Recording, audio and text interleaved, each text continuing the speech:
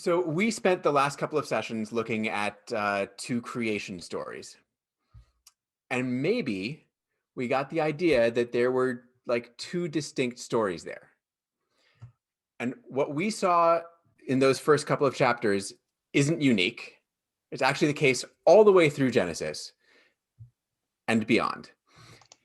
It's just that sometimes the multiple stories aren't next to each other, as we have in Genesis 1 and 2. They're hidden within what looks like a single narrative. Now, I am not today going to do a full presentation of theories about the authorship of the Pentateuch, but suffice it to say that the notion that Moses wrote it was abandoned pretty decisively in the 17th century. And the Bible never actually makes that claim anyway. Right? It's a later development of Jewish thought first. But beyond whether it was Moses or not, people in the 17th century really started asking whether any single individual could have been responsible, largely on the kinds of grounds that we saw in the creation accounts. But the text that really pushed everyone over the edge was this one, the flood. Now, we tend to think that we've got a pretty good idea what happened in the story of the flood. And most of us could reconstruct it. This is another one of those stories, like if you asked somebody on the street to tell you the flood story, you'd get pretty much the same story from everyone. And it would also be the same story as in like the song that at least I and most people, I think, grew up singing, right? Noah, he built him, and Arky, the animals, they came on by twosies. It rained and poured for 40 daisies. And in the end, everything was hunky-dory somehow. Right? That the song is basically the version we all know. But when you read the biblical text, when you read the story in Genesis, it's a little more complicated than that. And in fact, I will go so far as to say that it is basically unreadable. It's unreadable. Why? Because it is just riddled with contradictions and duplications. So, for example, the story starts with God telling Noah that he's going to bring a flood. And so Noah should take 2 of every animal on earth with him into the ark. And in the end of it, as you see on the screen, Noah does so. Right? Terrific. That's the story we know. Take 2 of every animal into the ark. And Noah does so. And that's all well and good. In the next breath, however, God tells Noah that he's going to bring a flood. And so Noah should take not 2 of every animal, but 7 pairs of every clean animal and 2 pairs of every unclean animal and 7 pairs of birds with him onto the ark. And Noah does so. Right? So like suddenly it's not so well and good anymore. Right? You can imagine Noah at this point being like, I just did the 2, how many animals am I supposed to be bringing? Right? What kinds of animals? And that opening is just the beginning of the problems. So as we read along, we may encounter some questions like, where do the waters come from? Do they come from above? Do they come from below? Do they come from both? Is it just rain? No, what kind of water is this? How long does the flood last? 40 days, like in the song, or 150 daisies? Right. How many birds does Noah send out? What kind of birds? Why is he sending multiple kinds of birds? My favorite of the ones that I think people miss a lot is when God tells Noah to let the animals out so that they can be fruitful and multiply. Why does Noah then proceed to kill some of them? And finally, how many times does God need to tell Noah that he's not going to bring another flood? These are a handful of the kinds of problems that we encounter when we try and read the flood story as we have it in our canonical text of Genesis. In short, the flood story can't be understood as like a simple narrative. It contains basic contradictions in plot, in fact, in chronology. And here's the remarkable thing about these about these contradictions. They all come in pairs, right? There's not three claims for how long the flood lasted, like 40 days and 150 days and like 2.5 years. There's two claims. There aren't three claims for how many animals Noah brought on the ark. There's two, right? And you could see from all of the slides that I just put up, right? There's two choices. And not only are there sort of paired contradictions going on in the story, there are also, not surprisingly perhaps, connections between some of these divergent and different claims.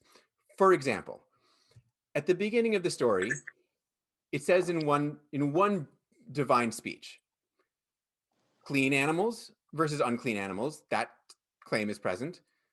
It's going to rain. It's going to last 40 days. Right? All of those parts of those like opposite pairs, these three claims all go together in just this little speech in chapter 7. So three claims right there that all belong together. When we separate the elements in the narrative that disagree, how many days the flood lasts, and where the waters come from, and how many and what kind of animals, when we separate those claims that disagree, and when we gather together the ones that agree or are part of the same sort of speech, like here, something remarkable happens. All of the inconsistencies and the doublets are instantly and neatly resolved. And what we get is two flood stories, each story complete and continuous and consistent regarding all these basic questions of facts: the who, what, when, where, why, and how. And what I want to do now is I want to tell you the two stories. I'm going to tell you the two flood stories, and we're going to see just how consistent each one of them is with themselves. Okay?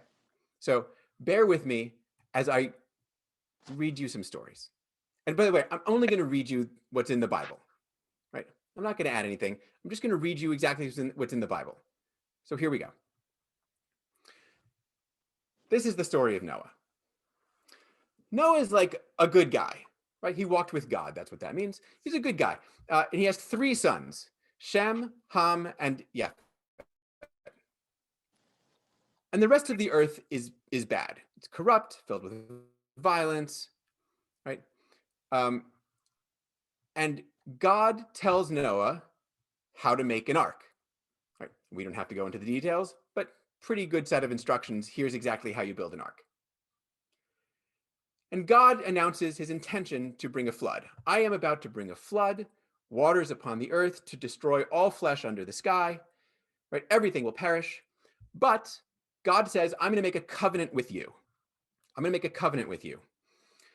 And God tells Noah to take his sons and his wife and his sons' wives on board the ark with him. And then God tells Noah to take 2 of every living thing, right? To keep seed alive, right? And Noah does so. Okay. Noah, we're told, is 600 years old when the flood comes. So we're going to pay attention because there's a whole calendar going on here. Noah is 600 years old when the flood comes. And Noah and his sons and his wife and his sons' wives go into the ark. And 2 of every animal comes along too, just as God has commanded. And in the 600th year, in the 2nd month, on the 17th day, the flood comes. And the flood comes from the waters below, from the deep, and from above, the floodgates of the sky. And we might remember the sort of vision of the cosmos that we have seen already, where the separation of the waters in creation, right? There's waters above the earth and below the earth. And so what we have here is the opening of the sort of barriers that are holding that water back. It's like an uncreation going on here. So the water comes from above and below, and that same day, Noah and his sons and his wife and his sons' wives and two of every animal, it turns out they went into the ark, just as God had commanded. Right? That happened on the day that the flood came. And the waters increase, and they raise the ark above the earth, right? And we get all the measurements of how high and covering the mountains, and they raise the ark above the earth until everything on earth dies. Birds, cattle, beasts, all the things that swarmed upon the earth, and all mankind, right? Everything dies. And after 150 days of flooding, right? So 150 days, we should keep in mind, right? So 30 days per month, that's 5 months. Okay, 150 days of flooding, and God remembers Noah, right? Remember here doesn't mean that God forgot Noah to begin with. It means sort of calls to mind, right? Like goes to the next step in the plan. God remembers Noah, and God sends a wind to drive back the waters. And the waters from below and above cease, right? So totally consistent about where the water is coming from. And after this 150 days, the waters go back down. And in the 7th month, on the 17th day, that's 150 days after it started, right? The ark comes to rest on Ararat, which is, as far as we know, a mountain up in Anatolia in what is now Turkey. And the waters keep going down until the first day of the 10th month. And Noah sends out a raven. And the raven flies around until the waters dry up, right? So the raven's not useless, right? It's just going back and forth and flying around, and eventually, right? It's still doing the work of signaling when the waters are drying. It's just right. It goes around until the waters dry up. And in the 601st year, on the first month, on the first day, so exactly 1 year after it started, the earth is beginning to dry. And in the second month, on the 27th day, that is 1 year and 10 days after it started, the earth is dry. And God tells Noah to come out of the ark with his wife and his sons' wives. And God tells Noah to take out every animal and let them swarm on the earth. Let them be fruitful and multiply, or as my translation here has it, be fertile and increase. Same thing. So all these animals that you brought on, right, the two of every kind, let them be fruitful and multiply. And Noah comes out of the ark with his sons and his wife and his sons' wives and all the animals. And God blesses Noah. He blesses Noah, be fruitful and multiply and fill the earth. And he says, okay, I'm going to give you all the animals to eat, right? Along with the grasses that I gave you previously, right? I'm going to give you all the animals to eat, but, right, please don't eat any of them while they're still alive, basically. Also, while we're here, don't kill anybody, okay? That's a no-go. And God then makes the covenant, right? The promised covenant with Noah and his sons, right? Here's the covenant. The covenant is, and we should understand here, covenant doesn't mean a two-sided deal. It's a one-sided deal. It's a promise. Here's the covenant. I'm not going to bring a flood anymore. I'm not going to bring a flood anymore. And of course, what's the sign of the covenant? It's the rainbow. The rainbow is the sign of the covenant. What does that mean? Who is it a sign for? Right? According to this, and this is something that's often missed, the rainbow is a reminder of the covenant for God. Right? It's not so that people look up and say, oh, I remember that God made this promise. It's a reminder for God, right? When the bow is in the clouds, I'll remember the covenant I made. Right? And you can see the logic there, right? Like it's raining and I have to remember to turn the water off, right? And the rainbow is that sign. And that's going to be the sign of the covenant. And in the end of the story, Noah's 3 sons, Shem, Ham, and Japhet, right, are the people from whom all of humanity is descended. That's flood story number 1. It's perfectly logical. Everything makes sense. It has an internal chronology that works. It has logic about where the waters come from, right? It has a beginning and a middle and an end, right? It has the promise of a covenant and the fulfillment of a covenant. It's a perfectly lovely story. I'm going to tell you another flood story now. God sees that mankind, humanity, is just wicked by nature. Every plan devised by his mind is nothing but evil all the time. And God is sad. And God decides to kill everybody and is going to bring a flood. But this one dude is okay, right? Noah is okay, it turns out, right? He was blameless in his age. And so God tells Noah to get into an ark, right? And to take 7 pairs of clean animals, 1 pair of unclean animals, and 7 pairs of all the birds. And in 7 days, God says, the flood is going to come. It's going to be a lot of rain. It's going to come in 7 days, and it's going to last for 40 days and nights. And Noah does just as God commands. And the clean and the unclean animals and the birds all come to the ark, right? That's the fulfillment of all the things. And on the 7th day, the flood comes, and the rain falls for 40 days and 40 nights, and God shuts the door behind Noah, and the flood lasts for 40 days, and everything dies. And then the rain stops. The rain stops, right? Not cosmic waters, just the rain. And the waters start to recede. And at the end of 40 days, Noah sends out the dove. And he sends out the dove 3 times, right? The famous story of the dove, right? Right. Once and it can't do anything, and once and it brings back the olive branch, and once that it's gone, and so clearly there's dry land. And when that dove doesn't come back, Noah opens the top of the ark and he sees that the land is dry. And he gets out of the ark and he builds an altar.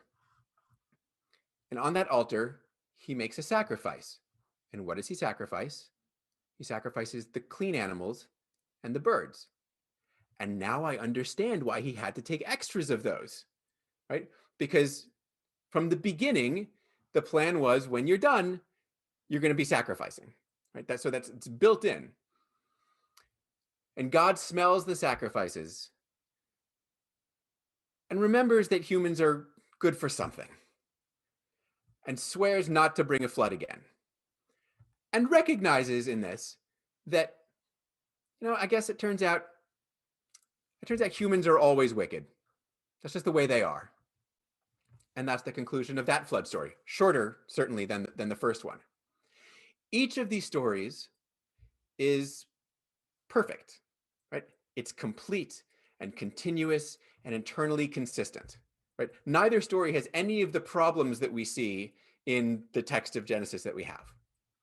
And each of these stories has unique features, right? The first story has a covenant, and it has the naming of Noah's sons, and it has 2 of every animal, and 150 days of flooding, and it has a calendar that works the whole way, and it has the flood waters coming from below and above, and it has a raven, and it has laws at the end, and it has a rainbow.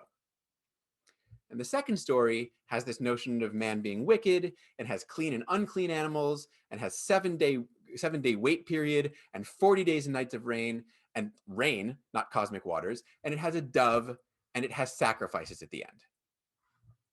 Now,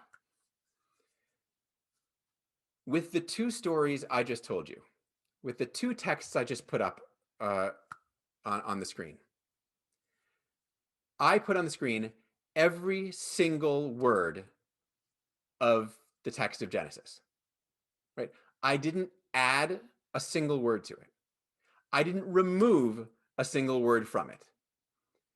And almost even more amazing, I didn't move a single word within either story, right? Every single thing was in exactly the order we have it in Genesis, right? So I didn't add, I didn't remove, I didn't change, I didn't rearrange. And yet, 2 perfect stories. So here's the thing. This really shouldn't be possible, right? You can't take like any random text and do this with it. you can't make, right? Like I couldn't take, I don't know, like a chapter out of Jane Eyre, right? And be like, I'm going to turn this into two stories that each work perfectly, right? You can't take out like all of the issues you see in a text and also be left with two perfect stories. Right? It shouldn't be possible. The only conceivable way it's possible is if the text of Genesis, the canonical text, was in fact originally two perfect, separate, different flood stories. And these two flood stories must have been woven together into a single flood story. And it must have been done without adding or removing a single word and without changing the order of either individual text. And the result of doing that is, as we've seen, a canonical text that's actually like full of narrative problems. They are, in fact, the very narrative problems that led us to sort of do this in the first place. Okay, so it looks like there are two flood stories in the flood story. And we've identified them entirely on the basis of their plot, right? That is on the basis of the story, right? How many of this and who and what and where. And we used that as the rationale for separating the two stories because that was the thing that was bothersome in the first place, right? The stuff that was problematic for us as readers was how long does the flood last, right? So solving how long the flood lasts is the way we went about separating the two stories out. But once we've done that, once we've done the act of separating the stories into their two columns, as it were, and then connecting all the pieces that connect, entirely on the basis of the story, we might notice that there are also particular words and phrases that fall into only one of the two stories.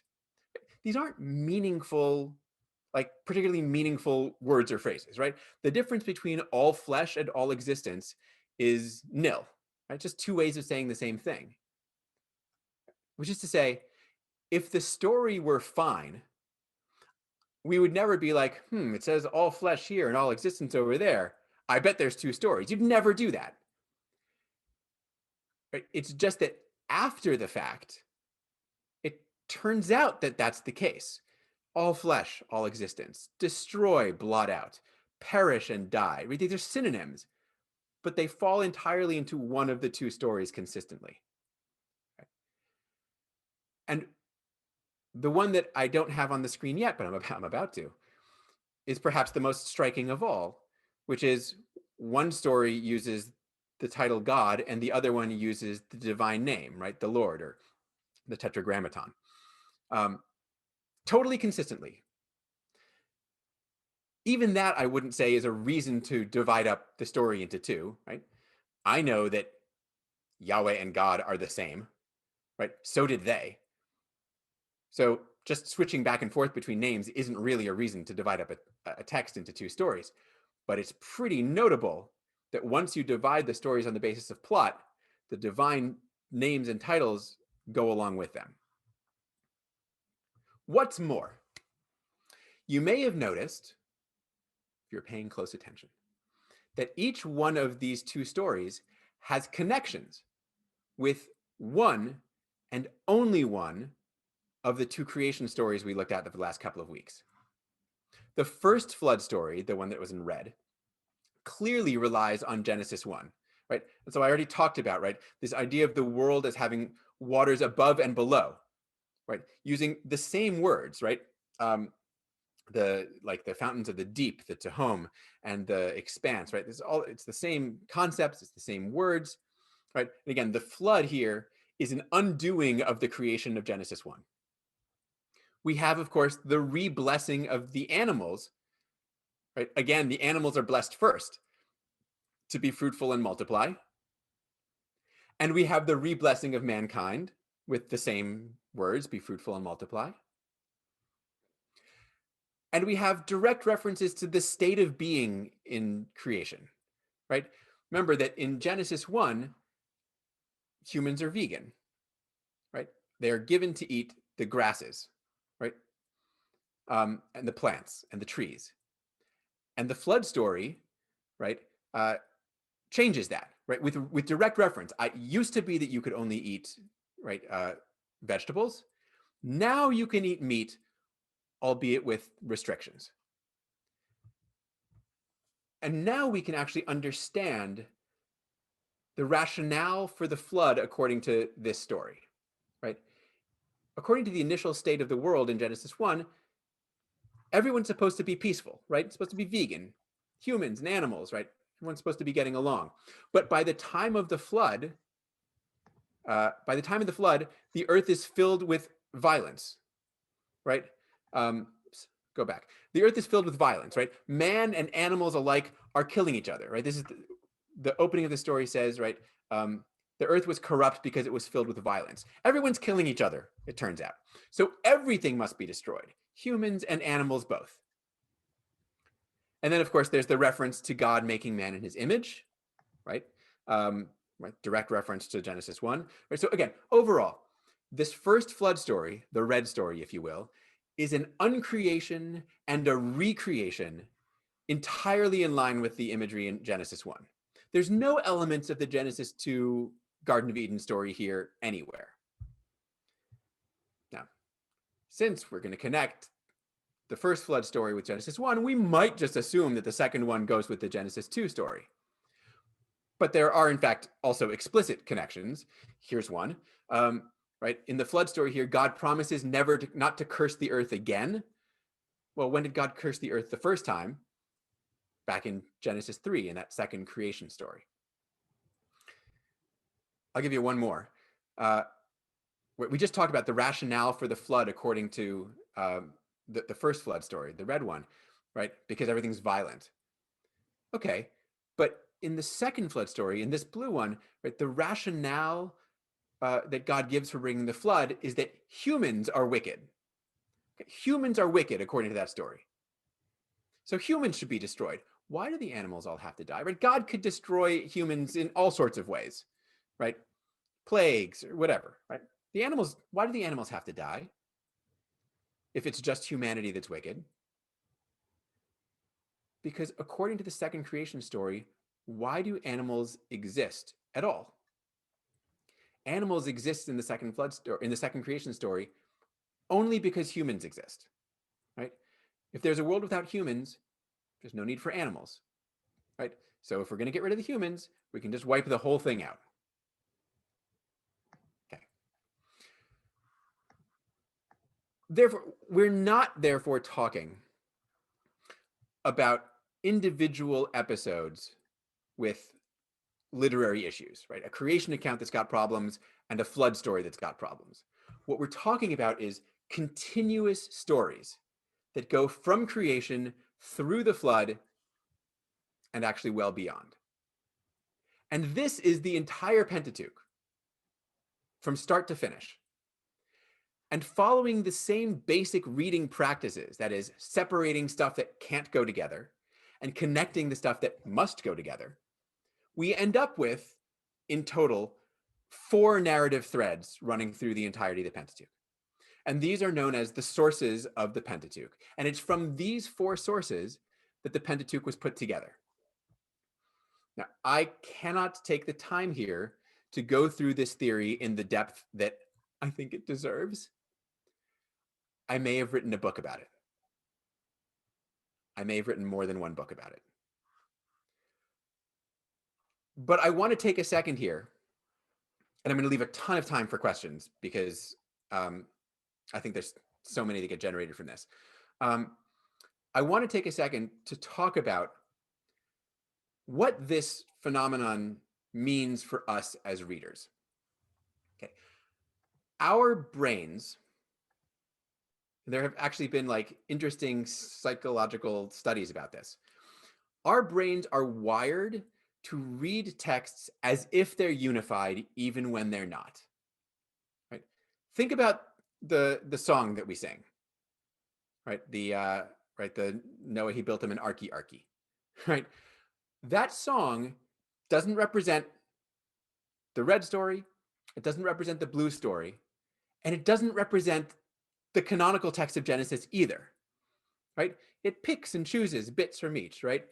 It takes the rainbow from the red story and 40 days from the blue story. It takes the Mount Ararat from the red story, and it takes the dove from the blue story. Right? It takes the two pairs of the two of every animal from the red story. Right? It just bounces back and forth. Right? We've sort of agreed on, and I'm not even sure how this has happened, but we've agreed on a kind of culturally acceptable version of the flood story that exists nowhere. So how do we then read a text that we know is composite, right? How do we read knowing the history of the composition here? In theory, we could just ignore the contradictions in the doublets, right? We could just or try to resolve them, right? We could essentially try for some sort of lowest common denominator reading, although that's actually pretty hard to do here because I just don't know from the text of Genesis, for example, how long the flood lasted, right? So we could, as we sort of commonly do, we could ignore them, we could pick and choose, we could try and explain them away, and people have certainly done all those things. Though when you try to explain a problem away, you're just admitting that there was a problem, right? But what we should recognize is that the text of Genesis didn't actually try to resolve any of these problems. It didn't try to correct them. Genesis doesn't ignore the contradictions or the doublets. It left them there. The biblical text that we have before us preserves, and again, without deleting or adding or moving or changing in any way, preserves multiple versions of the story. So if we tried to read the story as if those problems aren't there, or if we try to paper over them somehow, we're actually reading against the text. Right? The flood story, Genesis, the Pentateuch, right, almost comes right out and says there is not a single truth to be found here, right? And this is what we saw from the very beginning, right? In creation 2, right? Here's one version, here's another version. Doesn't tell us which one is right. Here they are. Multiple understandings of Israel's past, understandings of Israel's God and of God's relationship with humanity, multiple of each are encoded in the text of this central biblical corpus, the Pentateuch and Genesis. The text that we have is a conscious combination of different opinions and perspectives and beliefs. It's like on its own, on the face of it, on the surface of it, it is that thing. And for us to then reduce the text to a single voice or a single truth is to make it something it isn't and something it never was.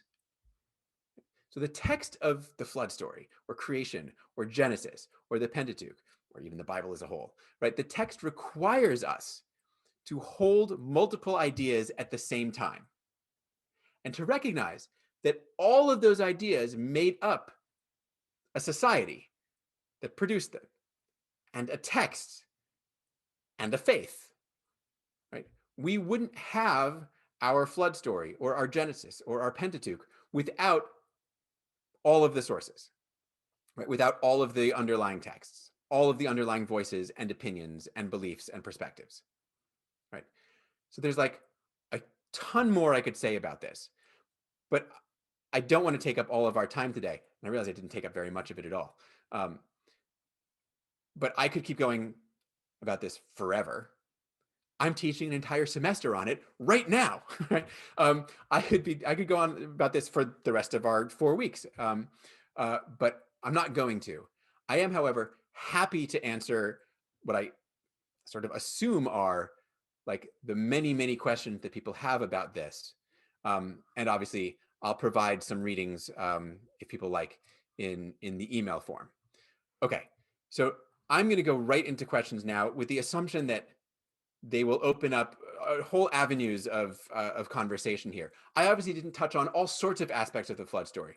As I said, one of the things I'm trying to do in these sessions is make each one have a slightly different focus. So I could talk here about the Mesopotamian flood stories. I'm sure I will a little bit in the next half hour or so.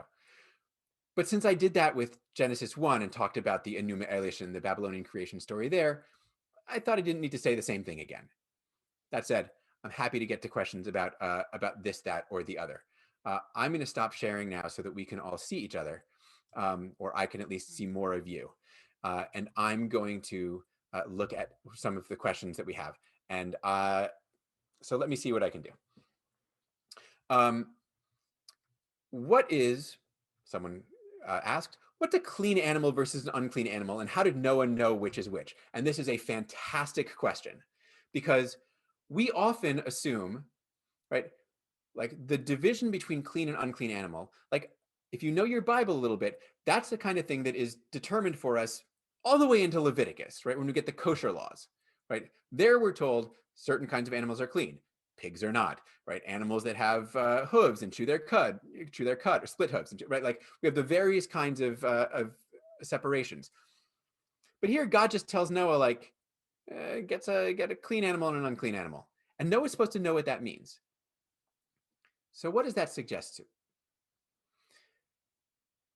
It suggests that the division between clean and unclean animals was not, in fact, something that required explicit regulation as we have in Leviticus. The author of Leviticus, who's also the author of like the Genesis 1 and the first flood story, right? That author thinks that the separation between clean and unclean animals was not given to humanity, to Israel, until Sinai, until the laws at Sinai. But when you read through the rest of the Bible, it's pretty clear that like the division between clean and unclean is sort of unknown thing. That is, everybody in ancient Israel, if you had asked them, is this animal clean or unclean, basically could have answered you. What's a clean versus unclean animal in practical terms? This story actually tells us clean animals are the ones you can sacrifice, and unclean animals are the ones that you can't, right? And again, that sort of knowledge would have been culturally broad and available to everybody, right? Everyone would know, right? I can sacrifice my sheep, I can't sacrifice a horse, right? Because this would have been just sort of, again, widespread cultural knowledge. And I'll do you one better. We have ritual sacrificial texts from Canaanite cultures, right? From the city of Ugarit, right? On the coast of present-day Syria. And those ritual texts have the same animals as the biblical texts, which is to say, everybody in that area would have kind of known what's clean and unclean. And so our author here assumes that these are eternal categories, clean and unclean, and Noah would have known it too. Okay.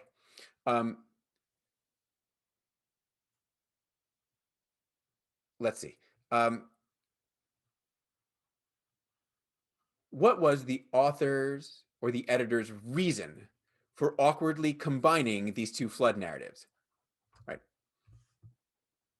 This is like central stuff, right? Why combine these two stories? So let's start with why not just choose one? Why not just choose one? We have to remember, I can't get into the head of the person or people who did this. Right? If I tell you that there are two flood stories, then I have created a scenario in which someone must have combined them. And the only things I can say about that someone are what this editor, redactor, compiler figure, what this person did with the text, right? So, if the answer is like, he was bored one day and thought it would be fun, I can't know that. But what I can say is things like this. It's clear that this person was not interested in fixing the problems, right? Because there they all are, right there sitting in front of us, right? The text that this person is creating is not meant to be a perfectly logical text. It is a perfectly chronological text, right? Everything happens in exactly the order it has to, and you couldn't put it in any other order and have it be chronologically sound. So creating the bones of a story, as it were, but the details are mushed up together.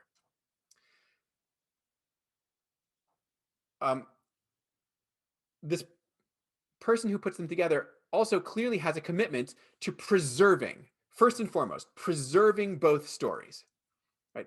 That has to be the key here, because otherwise just choose one or the other and don't keep both, but has kept both, and throughout the Pentateuch has kept virtually all four sources. So we have a preservationist, right, who is interested in putting these stories together into a single story. But the question is, okay, so why into a single story rather than one next to the other, right? And again, all I can describe is what seems to be the case across the text, across the Pentateuch. Because there are some stories that appear in multiple sources and aren't combined. There's a whole number of them, right? For example, while they're wandering in the wilderness, Moses strikes a rock to get water from it twice. Does it once in Exodus, does it once in Numbers. It's not one story, it's two stories. It's there both times. Why is this story like this, interwoven? And my understanding of it is, the answer is, if something couldn't possibly happen twice in the mind of the person doing this, couldn't possibly happen twice, then it has to be one story. The flood is clearly that, right? Because you can't imagine a scenario in which God destroys all of humanity and promises never to do it again, and then destroys all of humanity and promises never to do it again, right? Like the flood that destroyed all of humanity, after which God promised never to do it again, could only happen once in history, right? Only happen once. So if I've got two stories of it and I need to combine them into one, and I need to put them both in, I have to combine them into a single story. I have to do it. So that's like the logical principle, and it carries through for the entirety of the Pentateuch, and we can sort of see where this editor's lines are, right? What is okay to happen more than once, and what's not okay to happen more than once. But this is a really clear example, right? Another one from later in the text is, right, how many times do we think that God showed up on the mountain in the wilderness and, like, in this big theophany to Israel? That only happened once, even though three sources tell the story, which means all three are combined into a single story of that happening, right? And it's just a very confused story. Okay. Could I outline, I was asked, the two theological perspectives of the two stories? Sure. And I think I've done some of that. Theological is a little bit hard to get at here, in part because I went through narrative. You can also go back. You want to go back and like look at the slides on your own and see the two stories. Actually, maybe one of the things that I'll do in the email this week is email you all the two stories so you can read them on your own.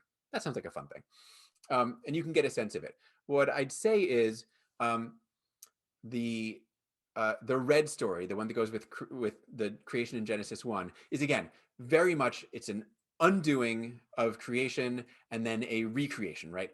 So the cosmic waters come back on the earth, and when it's over, there's the re-blessing of the animals and the re-blessing of the people, and there's a change, right? And this is important, right? That God recognizes that the situation that was created before the flood, that is, everybody's supposed to just be peaceful, isn't going to work, right? There's just violence, right? People and animals are violent. So the question for this story is, okay, how do we manage that violence, right? So animals and animals, we're not going to worry about so much, right? Animals do their own thing. But people being violent against people, we're going to regulate, right? No more killing. You can't kill people, period, end of story. People's violence against animals, we're going to regulate, right? You can kill the animals, but you can only kill them in a certain way, and you kill them for food, right? So it's allowing it to happen, but in a newly regulated kind of way. You'll notice the violence that is sort of inherent in people and animals doesn't change from beginning to end, but God adjusts the rules of creation, the rules of the world, in order to account for that fact. The blue story, the second one, has got a similar thing going on, right? Humans are wicked by nature at the beginning of the story, and at the end of the story, God's like, I guess humans are wicked by nature. But God's regrets at having created humans at the beginning of the story, at the end of the story, is tempered by the reminder after the sacrifice that humans also do something useful for God, right? They provide sacrifices. They provide the lovely smells of the sacrifices that God likes so much. So God doesn't, right? There's no real change in that story.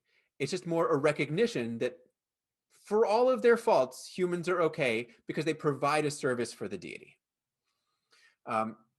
Both stories, to be clear, are both stories, to be clear, are explanations of something like why the world is the way it is. Right? It's a breaking point between the what we call the antediluvian, the pre-flood world, and our world. And they both stories speak about like the nature of humanity.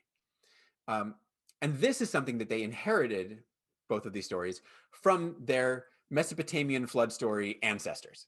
And so here I'll go a tiny bit into that, right? The flood story, as I sort of alluded to, I think maybe last time, is decidedly not a native Israelite story, right? No Israelite is going to be like, here's how God punishes people. He brings floods, right?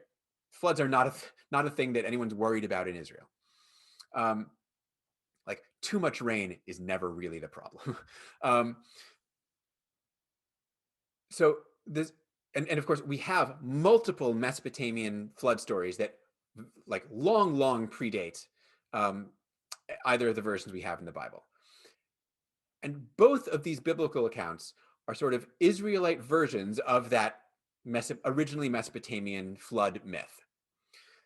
And in some cases, there's like really cool things, like the Mesopotamian myth, when the protagonist, who's not named Noah, when the protagonist sends out the birds, right? In the Mesopotamian account, it's not a raven or a dove. It's three different kinds of birds. One's a raven, one's a dove, and I can't remember what the third one is. But like you can see how a Mesopotamian version with multiple birds has sort of like with multiple birds, each one sent once, has like come down. So now there's one bird in one, and one bird sent three times in another. Right? It's not that either of our biblical stories are reading the Mesopotamian account and adjusting it. They're just inheriting the story, right? Through probably generations of sifting down through various traditions and retellings and adjustments. But they each preserve, different parts of these Mesopotamian stories that so long predate them. So again, it's very much like the creation account in Genesis 1 being like the Mesopotamian creation account. It's not a direct one-to-one line. It's more like, a common story that may have its origin in Mesopotamia, but that, over time, like migrated. And of course, we have all sorts of stories of our own that, our own sort of folk tales that aren't originally ours, but we tell them now as if they were. So it's something I think we can know about. Okay, somebody said, could I do this separation of sources? Thank you to whoever said it was a swallow, the third bird. Can I do the separation of sources on the basis just of the divine names? Right? If all I did was concentrate on, right, one, here it says God and here it says Yahweh, could I accomplish this? And the answer is kind of, but not totally, right? Because the divine name doesn't show up everywhere, right? You'd still have to make some decisions about stuff that could go into one or the other. But generally, you probably could. Here, not everywhere, not everywhere. Here, you probably could. The question is, why would you, right? The rationale for finding the text, for dividing the text is it's problematic on the basis of plot. The problem with this story isn't the divine names. The divine names are fine. right? The problem is I don't know how many days it lasts. The problem is I don't know which bird, right? The problem is I don't know how many animals, right? If those things were all perfectly clean and unproblematic, a text that uses multiple names for God would just be a text that uses multiple names for God. And there's plenty of those, right? Throughout the Bible, throughout the Pentateuch, there are plenty of texts where God and Yahweh go back and forth. That's just like not a big deal. It's the other stuff that drives the analysis and drives the need to separate. Okay, let me see if I can answer some other questions here. Are we supposed to understand that Noah and his family repopulated the earth by themselves, or did they somehow find other humans? The answer is we're supposed to understand that they repopulated the earth by themselves, right?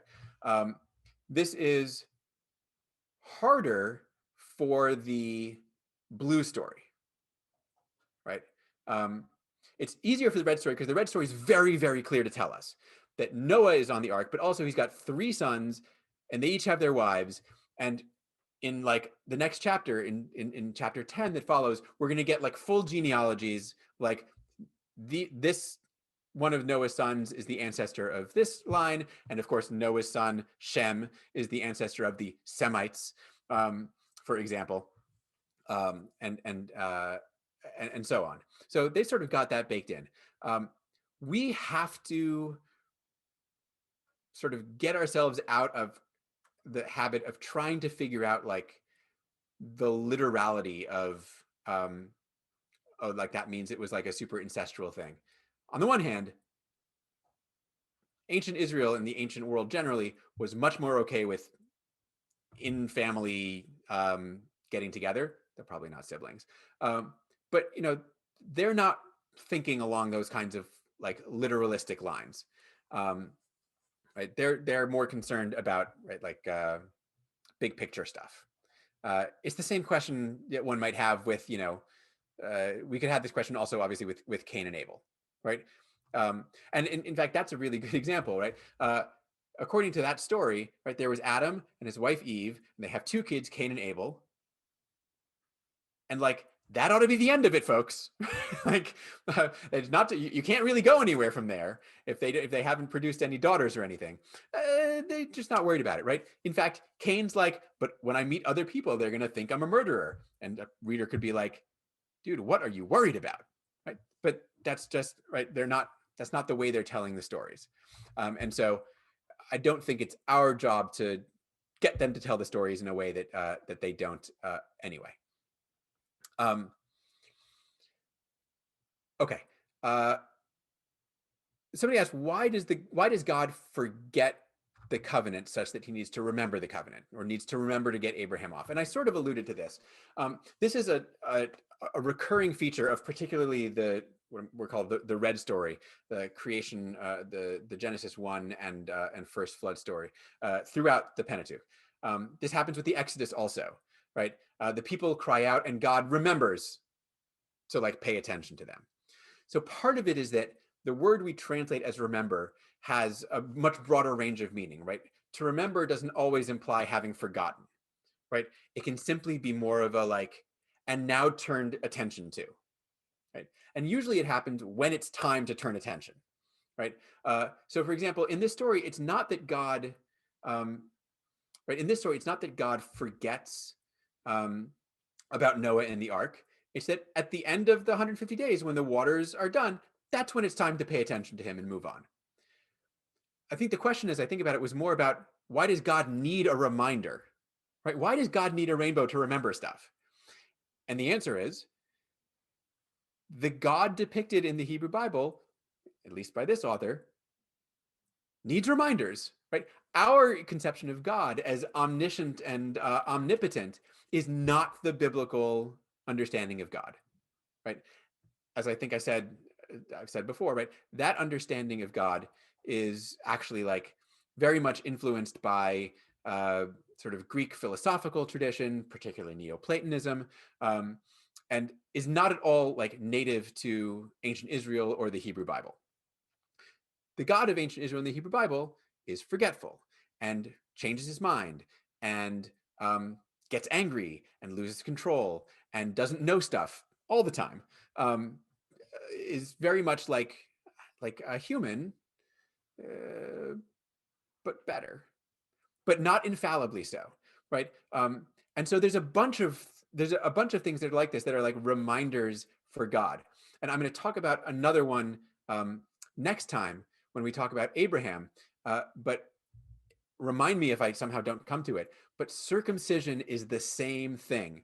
It's just less pleasant to think about as a thing that God uses as a reminder, but that's what's going on there too.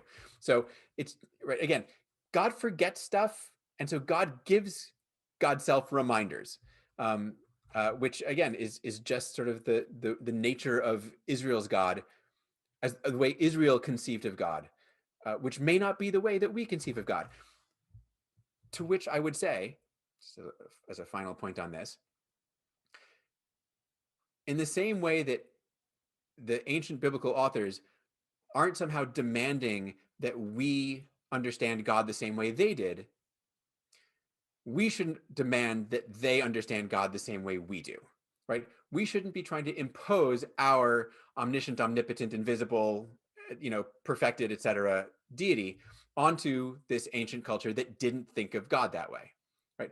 Whatever God is or may be, I assume has some sort of consistency, but the way that humans think about God is constantly changing, right? And that's what we're seeing here, right? In ancient Israel, they thought about God in certain ways that we don't, and obviously vice versa. And that's okay. We shouldn't be forcing them to think about God the same way we do.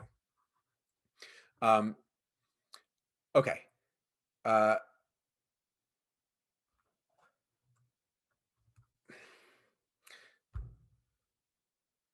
let me see if I can go back to something. Where did the different stories come from? This is a good question, and it's a good question to perhaps end on. Though again, I could keep going forever with this stuff. Like, I love it so much. Like this is what I do for a living. Is sort of questions of composition of the Pentateuch, and I mean, like I said, I've written multiple books on it and go days and days. Right, where did these two stories come from? Again, we don't want to think about this as where did these two flood stories come from, right? Because as I'm trying to suggest, these flood stories don't exist like floating by themselves out there, right? They're each parts of much longer wholes, right? That stretch from creation to the death of Moses, right? These long strands of these four sources of the Pentateuch. We don't necessarily have a great reason or great evidence for saying, I know exactly who wrote this and when and why and where. We can make some suggestions. Some are clearer than others. For example, the author responsible for Genesis 1 and the first of the flood stories we read here, who I said is also responsible for the circumcision in Genesis 17 and for all of the laws in Leviticus and a lot of other stuff besides, that author seems, on the basis of Leviticus, to be really, really concerned with priestly, cultic, ritual stuff. So much so that it is almost impossible to imagine that author or school of authors, that text did not derive from a priest, right? That it is like a product of a priestly community. The other texts, the other sources may come from different parts of Israel's social fabric, right? Remembering, though, anybody who's writing a story in ancient Israel is by definition an elite, right? Ancient Israel was not a highly literate society. These are all incredibly, incredibly elite members of society. So where do those people reside?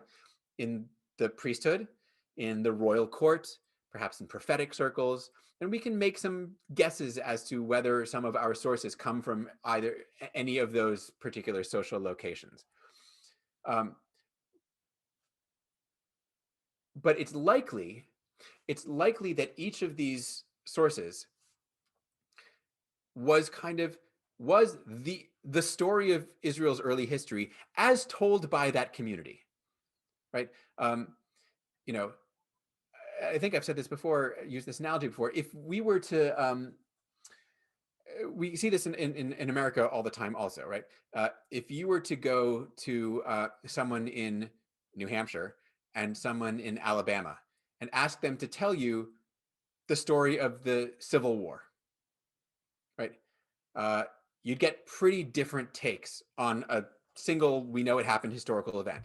But the tellings of these stories, by virtue of taking place within kind of relatively enclosed social circles, right? We end up telling stories certain ways. And that's what's going on in ancient Israel also, right? Small communities, a priesthood, even maybe a priesthood in one place versus a priesthood in another, has developed their version of Israel's early history. And this is how they tell it. And they've eventually put it into writing, and they've probably put it into writing and edited it and rewritten it and built on it and added to it. And it's grown and grown and eventually crystallized into some sort of literary form that whoever put these all together picked up and combined with other versions into this one single whole. Now, the question that nobody asked is,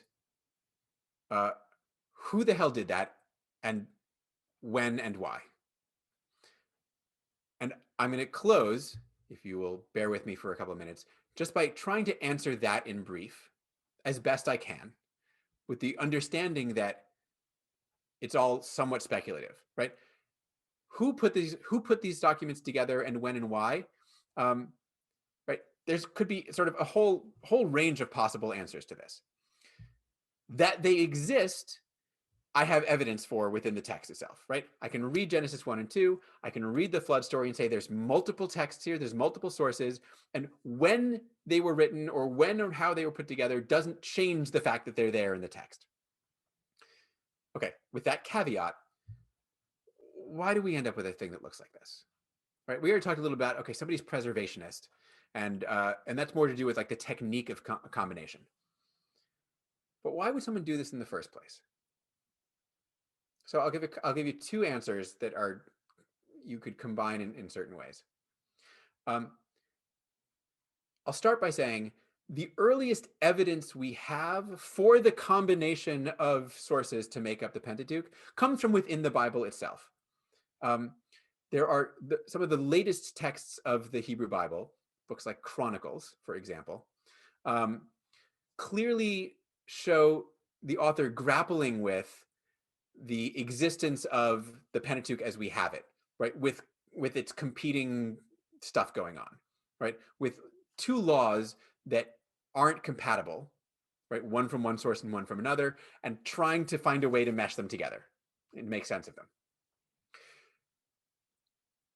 In a book like Chronicles, we have like retellings of the whole Pentateuchal story, not just one source, but like the whole thing combined. So I can say that the Pentateuch as we have it started to exist probably sometime in the mid to late 5th century BCE.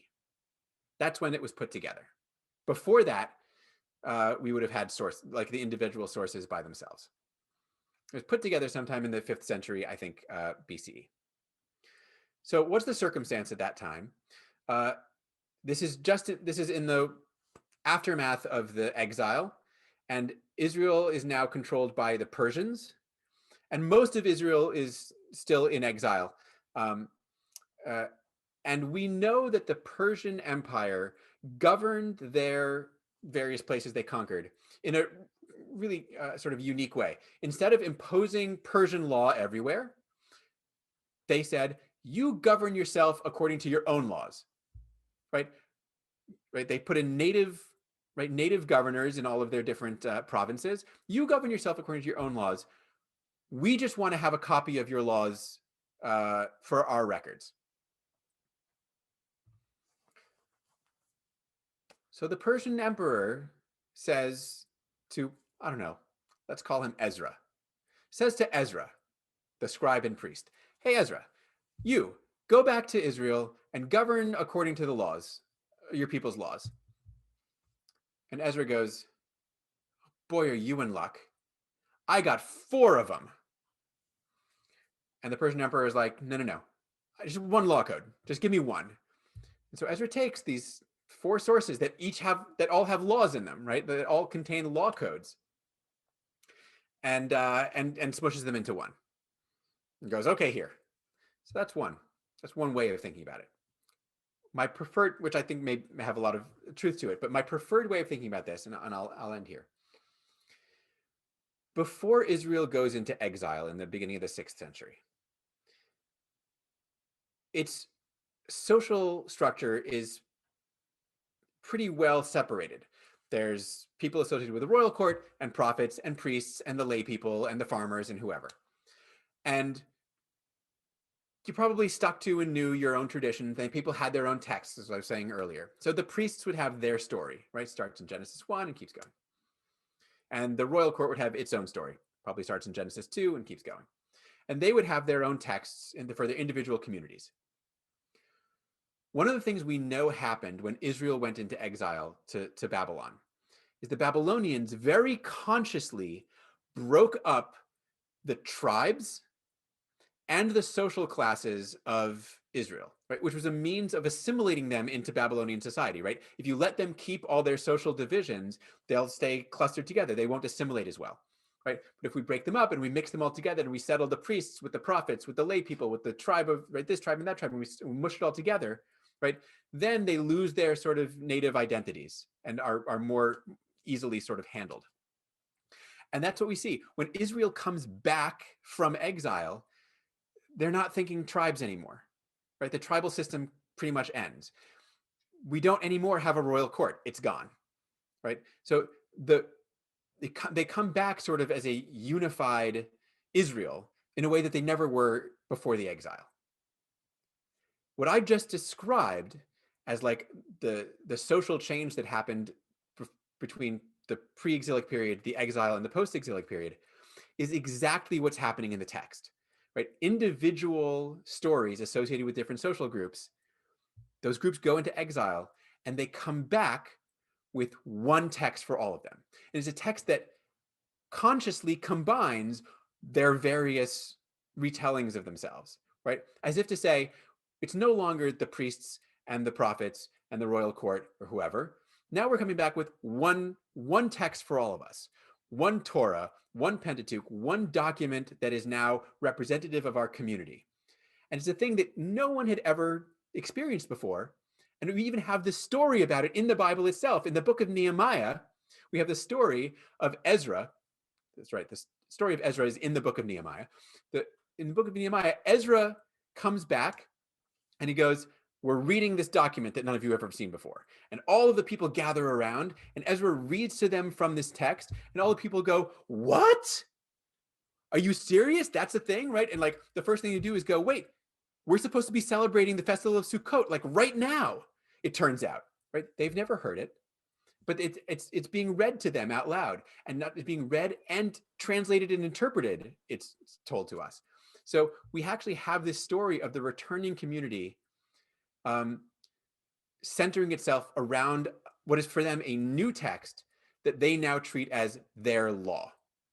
And I think that's so I've now given sort of a historical and a social historical explanation for how this story, how this document, this Torah came to be, this Pentateuch.